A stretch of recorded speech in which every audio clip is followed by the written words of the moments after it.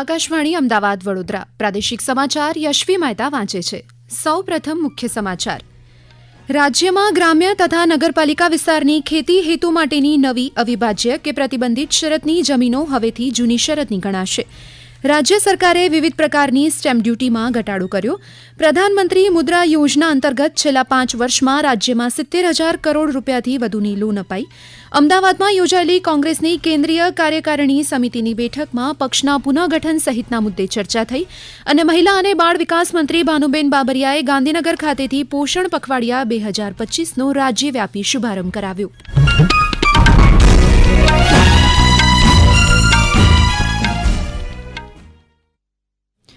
સમાચાર વિગતવાર।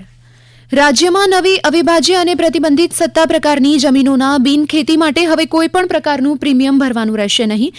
રાજ્ય સરકારના પ્રવક્તા મંત્રી ઋષિકેશ પટેલે જણાવ્યું કે ગ્રામ્ય તથા નગરપાલિકા વિસ્તારની ખેતી હેતુ માટેની નવી અવિભાજ્ય કે પ્રતિબંધિત શરતની જમીનો હવેથી જૂની શરતની ગણાશે। અન્ય એક મહત્વના નિર્ણય પ્રમાણે ખેતીની જમીનની વેચાણ નોંધ પ્રમાણિત કરતી વખતે ખેડૂત ખરાઈની ચકાસણીમાં તથા મૂળથી જૂની શરત બિનખેતી માટે પ્રીમિયમને પાત્ર હોય તેવી જમીનો માટે બિનખેતી ફેરવવાની અરજદારની અરજી આવે ત્યારે ખેડૂત ખરાઈના હેતુસર અરજીની તારીખથી 25 વર્ષ પહેલાના રેકર્ડને ધ્યાને લેવાનું રહેશે નહીં। રાજ્ય સરકારે વિવિધ પ્રકારની સ્ટેમ્પ ડ્યુટીમાં ઘટાડો કરવાની જાહેરાત કરી છે। નવા સુધારા આગામી 10 એપ્રિલથી અમલી બનશે। રાજ્ય સરકારના પ્રવક્તા ઋષિકેશ પટેલે માહિતી આપતા જણાવ્યું હતું કે સ્ટેમ્પ ડ્યુટીના કાયદાના અમલમાં સરળતા લાવવા આ એક નિર્ણય લેવાયો છે, જે મુજબ વડીલોપાર્જિત મિલકતના કિસ્સામાં અવસાન પામેલ પુત્રીના વારસદારો દ્વારા કરાતા હક કમીનો દસ્તાવેજ હવે 200 રૂપિયાની સ્ટેમ્પ ડ્યુટી ભરીને કરી શકાશે। આ સાથે 1 કરોડ રૂપિયા સુધીની લોનની રકમ ઉપર મહત્તમ 5,000 રૂપિયાની મર્યાદામાં સ્ટેમ્પ ડ્યુટી ભરપાઈ કરવાની રહેશે। આ ઉપરાંત વધારાની જામીનગીરીના કિસ્સામાં હવેથી ફિક્સ 5,000 રૂપિયાની ડ્યુટી ભરપાઈ કરવાની રહેશે। 10 કરોડથી વધુ રકમની લોન અંગે કરવામાં આવતા ગિરોખત હાઇપોથિકેશન ડોક્યુમેન્ટ ઉપર મહત્તમ 8 લાખની ડ્યુટીની હાલની જોગવાઈ જે અગાઉ આપણે 2013માં કરી હતી એમાં વધારો કરીને 15 લાખ કરવામાં આવી છે। પરંતુ એક કરતા વધારે બેંકો પાસેથી જ્યારે લોન લેવામાં આવે તો તેવા કિસ્સામાં સરચાર્જ સિવાય મહત્તમ 75 લાખની જ સ્ટેમ્પ ડ્યુટી વસૂલવાની રહેશે। મુખ્યમંત્રી ભૂપેન્દ્ર પટેલે ઉત્તરવાહિની નર્મદા પરિક્રમામાં શ્રદ્ધાળુઓ માટે કરાયેલી સુવિધાઓને કાયમી ધોરણે પ્રસ્થાપિત કરવાની નેમ વ્યક્ત કરી છે। શ્રી પટેલે આજે નર્મદા જિલ્લાના નાંદોદ તાલુકાના રામપુરા ઘાટ ખાતે નર્મદા મૈયાની પૂજા અર્ચના કરી હતી। તેમણે પરિક્રમાર્થીઓ શ્રદ્ધાળુઓ સાથે સંવાદ અને નર્મદા પરિક્રમા વોક કર્યું હતું। આ પ્રસંગે તેમણે જણાવ્યું નર્મદાનું પાણી આજે કચ્છ સુધી પહોંચ્યું છે। દરમિયાન શ્રી પટેલ વલસાડના ધરમપુરના બરુમાળમાં સદગુરુધામ મંદિરના રજતોત્સવમાં ઉપસ્થિત રહ્યા હતા। તેમણે બરુમાળ સદગુરુધામને હજારો લોકો માટે શ્રદ્ધા અને પ્રેરણાનું સ્ત્રોત ગણાવ્યું હતું।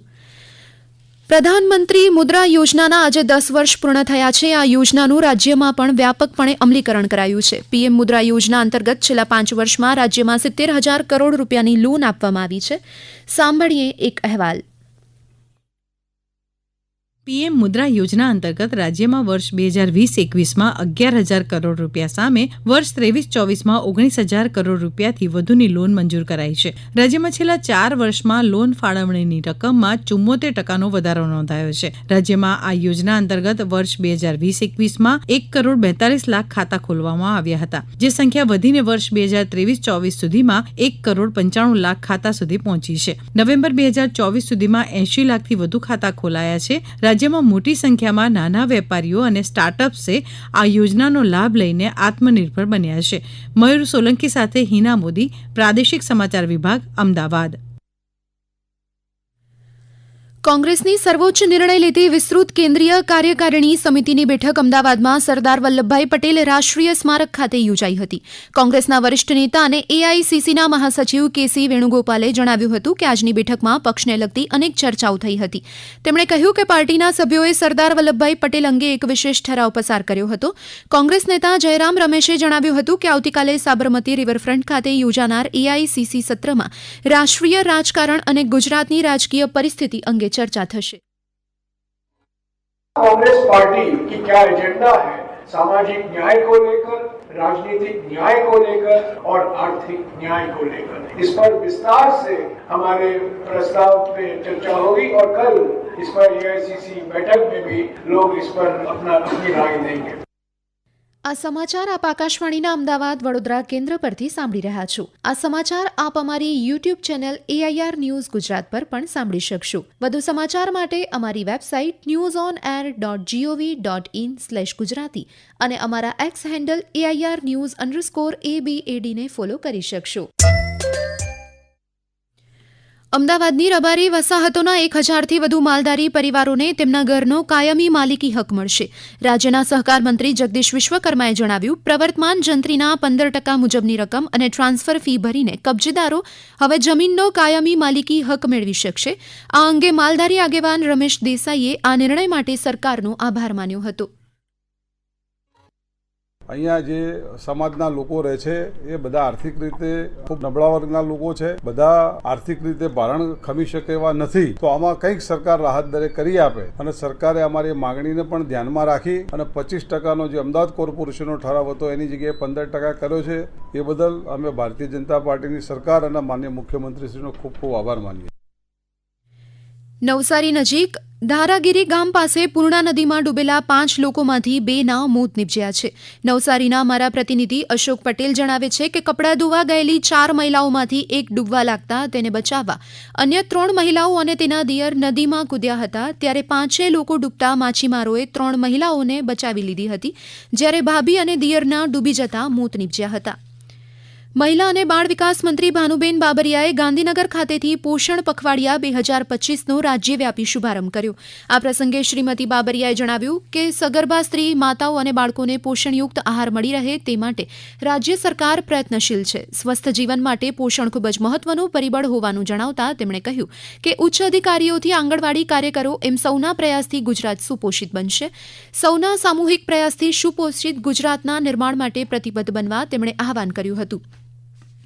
હવામાન વિભાગે આગામી 2 દિવસ સુધી રાજ્યમાં તાપમાન ઊંચું રહેવાની આગાહી કરી છે. આ વિશે વધુ માહિતી આપતા હવામાન ખાતાના વૈજ્ઞાનિક પ્રદીપ શર્માએ જણાવ્યું કે આગામી 48 કલાકમાં રાજ્યના તાપમાનમાં મોટો ફેરફાર થવાની શક્યતા નહિવત છે. ત્યારબાદ વેસ્ટર્ન ડિસ્ટર્બન્સને લઈને મહત્તમ તાપમાનમાં 2 થી 4 ડિગ્રીનો ઘટાડો થવાની સંભાવના છે. તો બીજી તરફ ઉત્તર ગુજરાતમાં આજે ગરમીનો પારો ઊંચકાયો હતો. તાપમાન 42 ડિગ્રીએ પહોંચતા ગરમીથી જનજીવન પ્રભાવિત થયું હતું. આ સાથે જ લૂથી બચવા મહેસાણા જિલ્લા કલેક્ટર દ્વારા તમામ નાગરિકો માટે રક્ષણાત્મક જાહેર કરવામાં આવ્યા છે. ભરૂચમાં પણ ગરમીનો પારો આજે 43 ડિગ્રી સુધી ગયો હતો, જેના કારણે હોસ્પિટલમાં પેટમાં દુખાવો, ખેંચ કે ચક્કર આવવા, માથું દુખવું, તાવ અને ઝાડા ઉલટીના કેસમાં વધારો નોંધાયો હતો. તો કચ્છમાં ગરમીની સીધી અસર ગાંધીધામ કંડલા સંકુલની ઔદ્યોગિક પ્રવૃત્તિઓ પર પડી છે. શ્રમિક અને કર્મચારીઓને ગરમીથી રાહત આપવા કંડલાના પોર્ટ ક્ષેત્રમાં પાણી સાથે છાસ કેન્દ્ર પણ શરૂ કરવામાં આવી રહ્યા છે. દ્વારકામાં શ્રીકૃષ્ણ રૂક્ષ્મણીજીના વિવાહ બાદ 10મી તારીખે સત્કાર કાર્યક્રમ યોજાશે, જે માટેની તૈયારી પૂરજોશમાં ચાલી રહી છે. આવતીકાલે વિવાહ થયા બાદ પરિણીત યુગલને 10મી એપ્રિલે દ્વારકામાં આવકારવામાં આવશે અને શહેરના વિવિધ 14 જેટલા સ્થળ પર શોભાયાત્રા નીકળશે, જે રૂક્ષ્મણીજીના મંદિરે પૂરી થશે. આ શોભાયાત્રા બાદ 300 જેટલા કલાકાર સાંસ્કૃતિક કાર્યક્રમ રજૂ કરશે. પશ્ચિમ રેલવે દ્વારા પોરબંદર અને આસનસોલ વચ્ચે વિશેષ ભાડા પર સાપ્તાહિક સમર સ્પેશિયલ ટ્રેન ચલાવવામાં આવશે. રાજકોટ ડિવિઝનમાંથી પસાર થતી આ ટ્રેન આગામી 10 અને 17 એપ્રિલે સવારે 8:50 પોરબંદરથી ઉપડશે, બપોરે 1:15 વાગ્યે રાજકોટ પહોંચશે અને શનિવારે સાંજે 6:45 આસનસોલ સ્ટેશન પહોંચશે. તેવી જ રીતે પરત ફરતી વખતે 12 અને 19 એપ્રિલના રોજ આસનસોલ સ્ટેશનથી સાંજે 6:45 વાગ્યે ઉપડશે. સોમવારે સવારે 10:30 વાગ્યે રાજકોટ અને બપોરે 1:45 વાગ્યે પોરબંદર પહોંચશે. આ વિશેષ ટ્રેન માટે યાત્રીઓ આવતીકાલથી બુકિંગ કરાવી શકશે. સુરેન્દ્રનગર જિલ્લાના સાયલા તાલુકાના આયા ગામની હોટલમાંથી આશરે 11,11,000 રૂપિયાની વધુની કિંમતનો જ્વલનશીલ પદાર્થ જપ્ત કરવામાં આવ્યો છે. સુરેન્દ્રનગર જિલ્લાના પ્રતિનિધિ દિનેશ પરમાર જણાવે છે કે ચોટીલા નાયબ કલેક્ટર HT મકવાણાની ટીમે દરોડા પાડી આ કાર્યવાહી હાથ ધરવામાં આવી હતી. અંતમાં મુખ્ય સમાચાર ફરી એકવાર. રાજ્યમાં ગ્રામ્ય તથા નગરપાલિકા વિસ્તારની ખેતી હેતુ માટેની નવી અવિભાજ્ય કે પ્રતિબંધિત શરતની જમીનો હવેથી જૂની શરતની ગણાશે.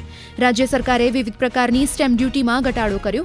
પ્રધાનમંત્રી મુદ્રા યોજના અંતર્ગત છેલ્લા 5 વર્ષમાં રાજ્યમાં 70,000 કરોડ રૂપિયાથી વધુની લોન અપાઈ. અમદાવાદમાં યોજાયેલી કોંગ્રેસની કેન્દ્રીય કાર્યકારિણી સમિતિની બેઠકમાં પક્ષના પુનઃગઠન સહિતના મુદ્દે ચર્ચા થઈ. અને મહિલા અને બાળ વિકાસ મંત્રી ભાનુબેન બાબરિયાએ ગાંધીનગર ખાતેથી પોષણ પખવાડિયા 2025નો રાજ્યવ્યાપી શુભારંભ કરાવ્યો. આ સાથે જ આકાશવાણીના અમદાવાદ વડોદરા કેન્દ્ર પરથી પ્રાદેશિક સમાચાર પૂરા થયા. હવે પછી આપ રાત્રિના 7:50 રાષ્ટ્રીય સમાચાર સાંભળી શકશો.